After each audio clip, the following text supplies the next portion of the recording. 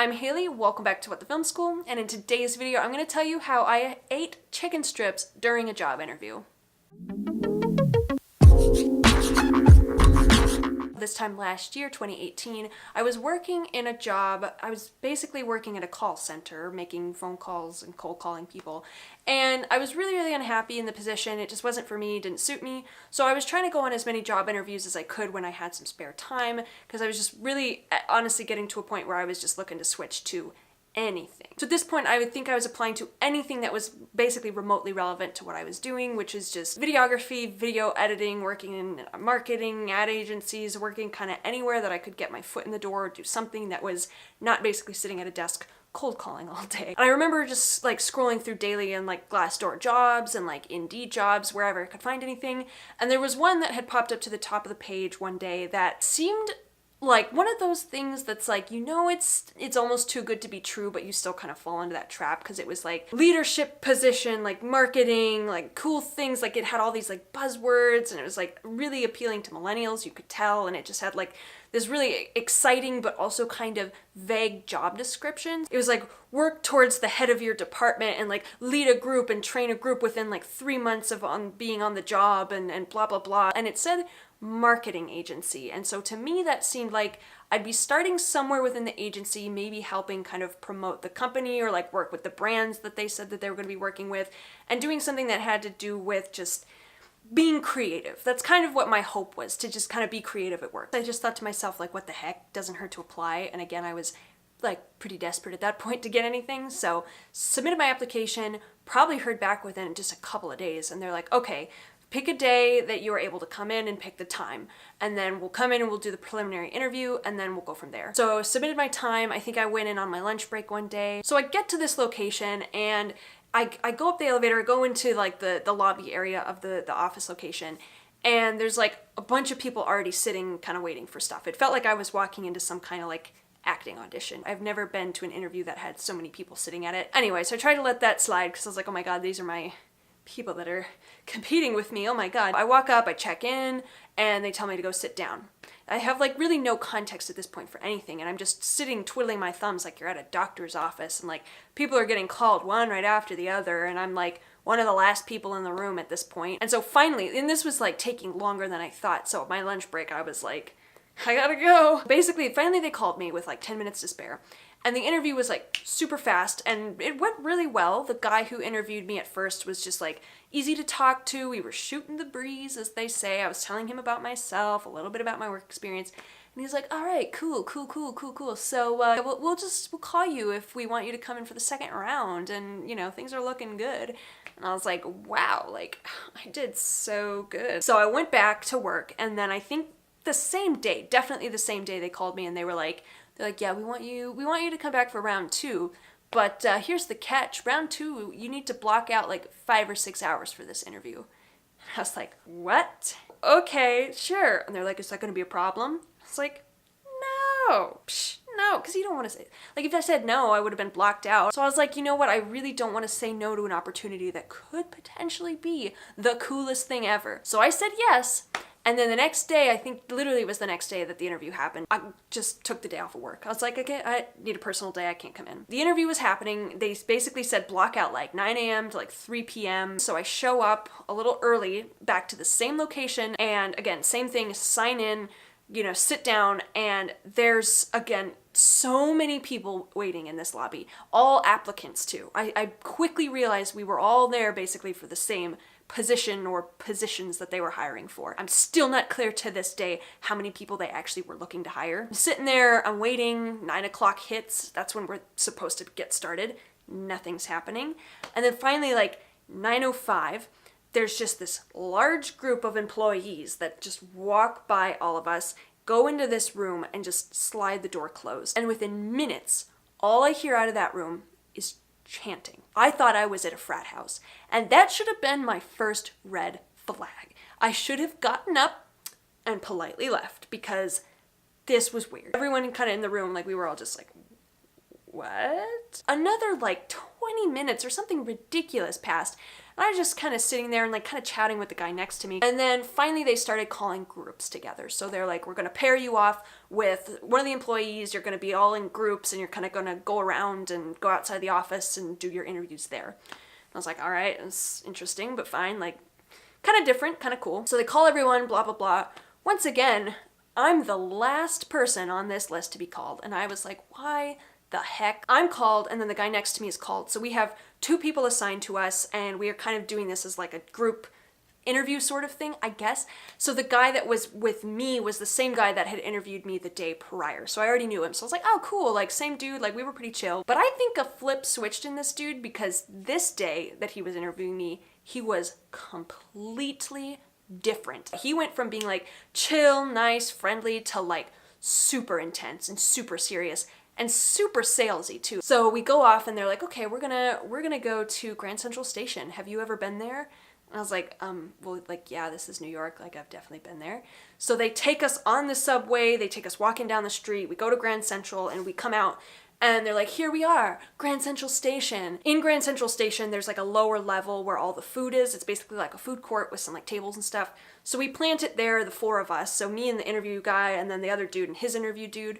So we're sitting there and again, they're super intense for no particular reason. They're like, all right, here's the rules. They're like, you're going to need to take notes, you're going to need to write very thoughtful questions down, and you're going to have to save your questions for when we ask you what your questions are. So like, don't interrupt us, but have your questions ready. And if I see that you're not taking notes, if I see that you're on your phone ever, if I see that you're doing anything wrong, then your interview is done. So they were kind of giving us a history about the company, basically saying how it was started by this one woman with the goal of making it easier for brands and companies and nonprofits to find people to do their like marketing work, you know, to like get the word out there, get people to donate money to these organizations. And I thought to myself, you know, this still sounds kind of interesting. Again, things are a little shady, but like the concept of working your way up in a company to help make money for these organizations that are actually doing good in the world sounds pretty decent to me.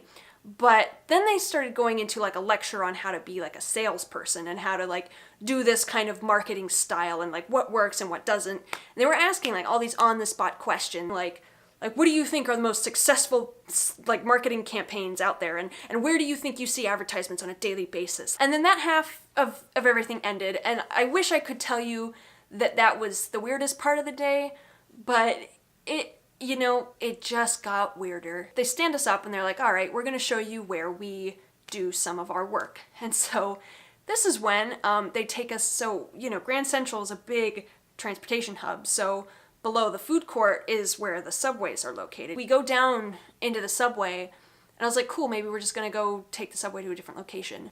No. We proceeded to continue the interview in the subway station. And it was at this point that the guy who was in the group with me, not the other interviewer, but the kid who was being interviewed, he comes up to me and he's like, I'm done. He's like, best of luck, I'm out. And I was like, oh God. I was like, okay, that's fine.